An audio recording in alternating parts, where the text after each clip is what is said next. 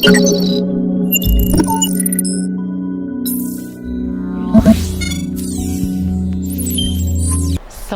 sore, selamat pagi, selamat siang buat teman-teman yang lagi nonton. Hari ini saya Ratna Jarum.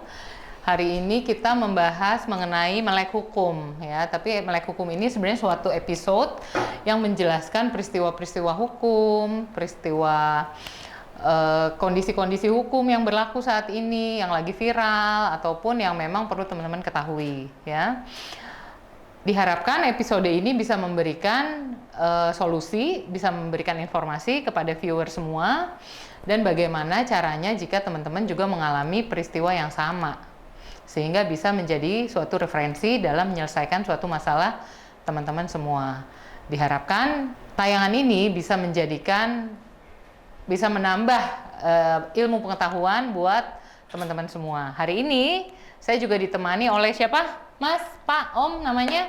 Saya namanya Ari Kentir, tapi biasa juga dipanggil Hans. Itu singkatan sebenarnya dari handsome.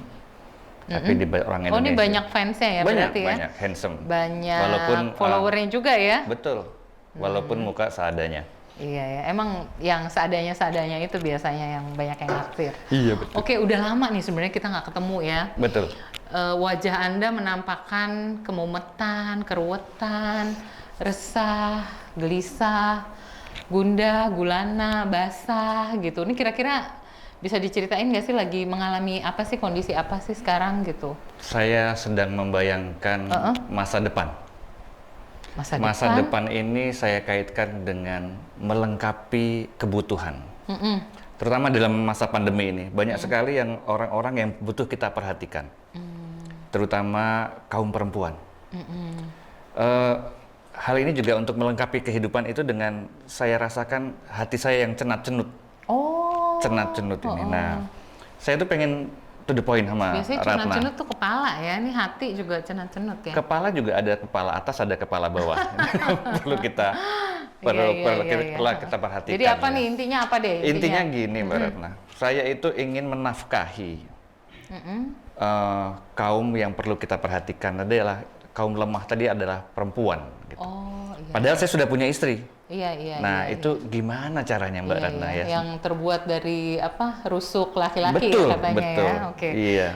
Apa nih yang mau diketahui tentang apa nih? Tentang kalau saya mau misalnya nikah bawah tangan atau poligami, itu gimana caranya? Oke. Kalau nikah bawah tangan juga, tapi susah ya Mbak Ratna ya? Kan iya. di bawah tangan gitu. Nanti kalau tangannya begini gimana jadinya? Oke, jadi intinya pengen tahu informasi tentang poligami. Betul.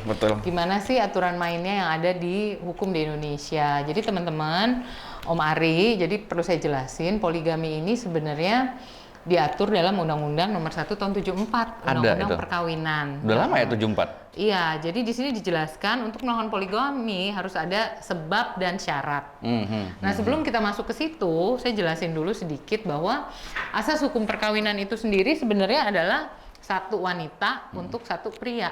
Tujuannya untuk apa? Untuk membangun rumah tangga ya. Jadi itu asas hukum perkawinan. Kita adalah monogami prinsipnya ya.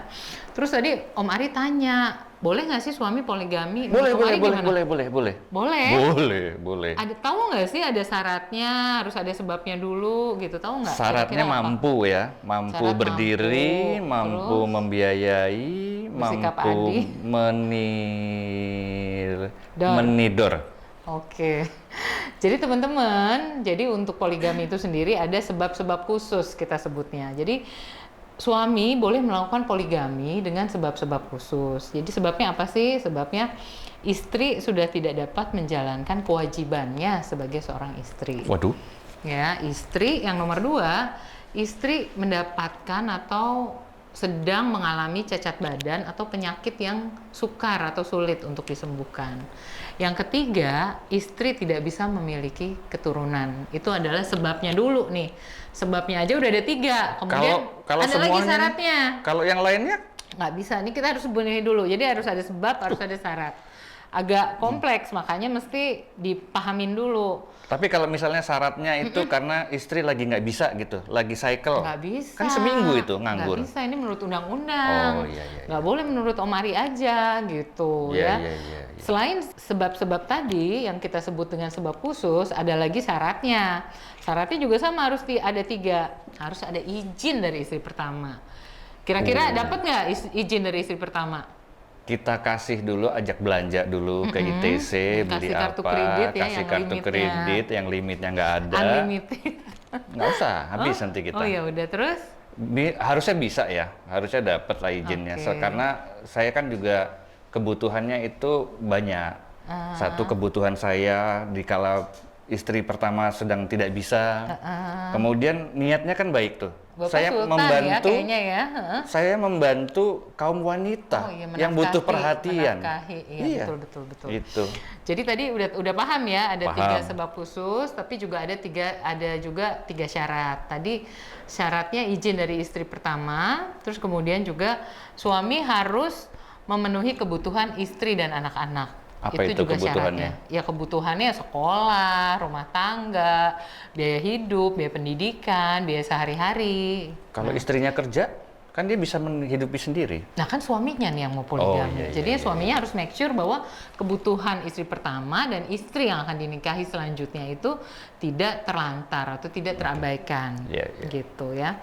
Terus juga suami harus bisa berlaku adil terhadap istri-istri dan juga anak-anak ya. Jadi berlaku adil tuh bukan berarti Senin di sini, Selasa di sini gitu ya. Saya mau nanya itu. Nah, jadi harus dibagi nih porsinya gimana. Seminggu di sini, seminggu di sana, terutama disesuaikan dengan cycle-nya ya. Iya, karena kalau kebetulan cycle-nya sama gimana? Nggak tahu juga itu urusan kamar masing-masing biasanya. Nggak ada hukumnya ya, nggak ada hukumnya. Nggak ada. Jadi kalau adil itu sendiri biasanya ya ditanyain udah bisa berlaku adil atau enggak, karena kan keadilan itu kan subjektif ya sifatnya. Keadilan sosial bagi seluruh rakyat Indonesia. Nah, terus udah gitu kira-kira gimana nih rencananya, mau dilanjutin atau enggak nih? Mau pengen tahu lebih lanjut nggak? Lanjut dong, lanjut. Terus caranya gimana? Iya, itu yang gitu pengen ya? saya tahu. Jadi langkah-langkahnya apa dulu yang harus saya persiapkan? Tadi kan sudah disebutkan izin harus mendapatkan, harus berlaku adil, itu kan kita bisa usahakan gitu. Nah, yang lainnya tuh apa lagi tuh kira-kira? Oke, jadi kita ngomongin mekanisme ya. Kalau emang udah siap, dapat izin, 3 syarat terpenuhi, 3 sebab khusus juga terpenuhi, ini ada mekanismenya. Mekanismenya adalah poligami itu diajukan di pengadilan agama, ya. Pengadilan agama untuk yang Muslim dan pengadilan negeri untuk yang non-Muslim, ya. Jadi ini bisa dilakukan, terus kemudian melalui tahap atau proses pengadilan. Jadi emang benar-benar ada sidangnya. Nanti di situ hakim akan memutuskan boleh atau tidak poligami.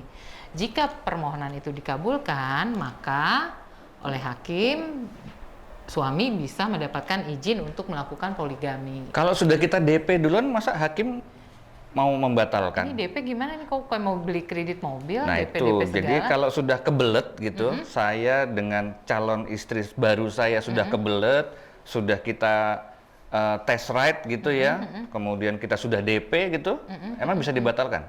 Bisa. Enak karena saya kan ya tadi berarti. Kan syaratnya itu kan tidak terpenuhi syarat menurut undang-undang ya. Syarat persetujuan dari istri pertama itu harus, dan juga untuk poligami itu dianggap sah, maka harus melalui proses permohonan ke pengadilan agama. Iya. Bu Ratna, kalau itu kan agak ribet berarti ya, prosesnya panjang, pengadilan juga belum tentu dikabulkan gitu ya.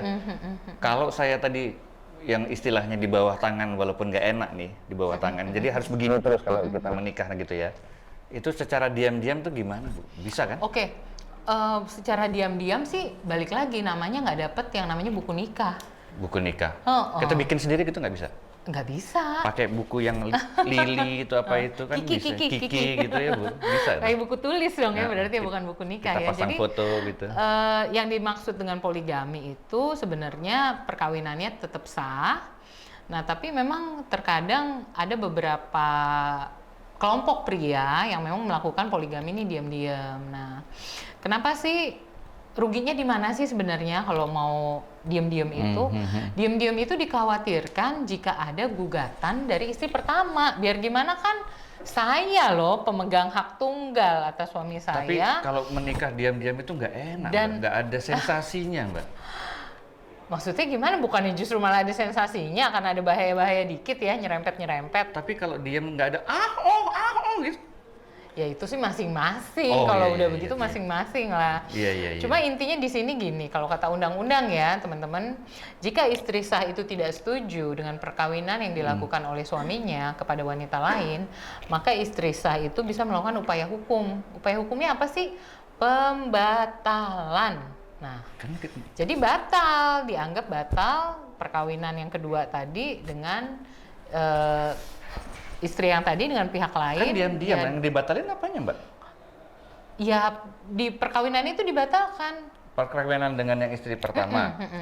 Oh, yang istri pertama jadi dibatalkan? Bukan dong, yang dengan istri yang kedua. Oh. Yang berhak melakukan pembatalan adalah istri pertama. Karena kan masnya, omnya ini belum mendapatkan izin dari istri pertama. Iya, Susah kan pasti ya. Atau gini, yang pertama kita batalin dulu, kita dengan yang kedua. Habis yang kedua itu Nggak selesai, kita bisa. batalin dengan yang kedua, kita ke yang Nggak pertama bisa. lagi gitu. Namanya Switching. mainin hukum, nggak boleh ya. Nggak boleh switching ya? Jadi ya kita tetap harus patuh sama hukum, biar bagaimanapun perkawinan itu harus secara syah menurut hukum dan kepercayaan yang berlaku. Kalau diam-diam ini sama nggak dengan kumpul kebo? Kayaknya kita nggak bahas sampai sejauh itu ya kumpul kebo ya, nanti malah jadi panjang. Nanti kita pokoknya di sini, ini kayak udah mulai dapet ya informasi, udah mulai senyum-senyum loh. Tadinya kayaknya pusing, gundah, resah ya. Intinya gini, intinya adalah dalam poligami menurut Undang-Undang Nomor 1 Tahun 74 ada sebab dan syarat. Itu yang harus dipenuhi ya.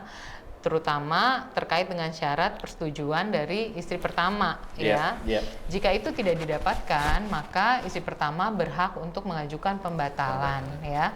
Sehingga apa? Sehingga pernikahan dengan pihak lain itu dianggap tidak sah atau batal demi hukum karena tidak adanya izin dari istri pertama gitu. Jadi syarat itu merupakan syarat mutlak.